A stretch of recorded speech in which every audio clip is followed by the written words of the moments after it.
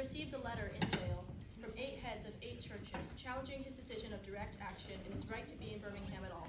These are quotes from his response letter and a few quotes from Martin Luther King's more famous speeches. The ultimate tragedy is not the oppression and cruelty by the bad people, but the silence over that by the good people. I must make 2 honest confessions to you, my Christian and Jewish brothers.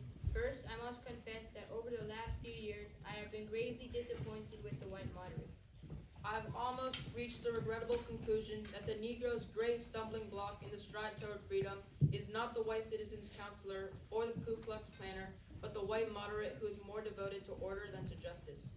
Who prefers a negative peace, which is the absence of tension, to a positive peace, which is the presence of justice. Who constantly says, I agree with you on the goal you seek, but I can't agree with your methods of direct action. Who paternalistically feels that he can set the timetables for another man's freedom, who lives by the myth of time, who constantly advises the Negro to wait until a more convenient season. Sheer understanding from people of goodwill is much more frustrating than complete misunderstanding from people of ill will. Lukewarm acceptance is much more bewildering than outright rejection. The ultimate measure of a man is not where he stands in the times of comfort and convenience, but where he stands at moments of challenge and controversy. Things are different now. The contemporary church is so often a weak, ineffective voice with an uncertain sound. It is so often the arch supporter of the status quo. Far from being disturbed by the presence of the church, the power structure of the average community is consoled by the church's often vocal sanction of things as they are. But the judgment of God is upon the church as never before. If the church of today does not recapture the sacrificial spirit of the early church, it will lose its authentic ring, forfeit the loyalty of millions, and be dismissed as an irrelevant social club with no meaning for the 20th century. I meet young people every day whose disappointment with the church has risen to outright disgust.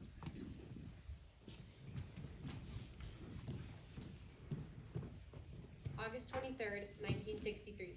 200,000 people gathered in front of the Lincoln Memorial in Washington, D.C. to hear one man talk about his dream of a better America, a different America. He spoke about the possibility of a place where all would be treated at the same level and none would be discriminated against for the color of their skin. This speech would be remembered as one of the most inspiring and influential speeches of the Civil Rights Movement. It encouraged and excited the nation, giving people a picture of what the world could look like. The declaration was warmly received by the watching crowd, one of these viewers being Mahalia Jackson, invited by King himself to sing before he began speaking. Mahalia Jackson, who had been singing in the church since the age of 4, was renowned for her voice. One of her songs, Move On Up a Little Higher, was a hit in 1947. It would go on to become one of the best-selling gospel songs of all time, earning her the title the Queen of Gospel Music.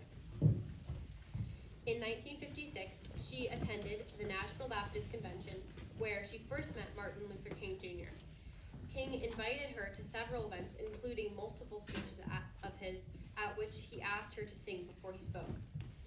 In 1963, he asked her to sing in D.C. for the Washington March for Jobs and Reform. She performed I Have Been Buked and I Have Been Scorned in front of all attending and set the mood that would lead to King's prepared speech. Contrary to popular belief, King's original notes held no mention of a dream.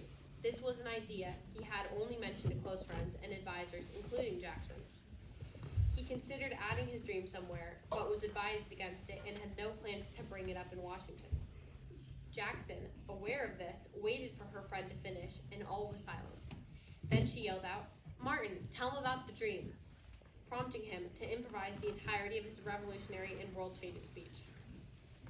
Mahalia Jackson was not only one of the most inspiring people in Martin Luther King's life, but also in the lives of the anxious Black community yearning for a change in America.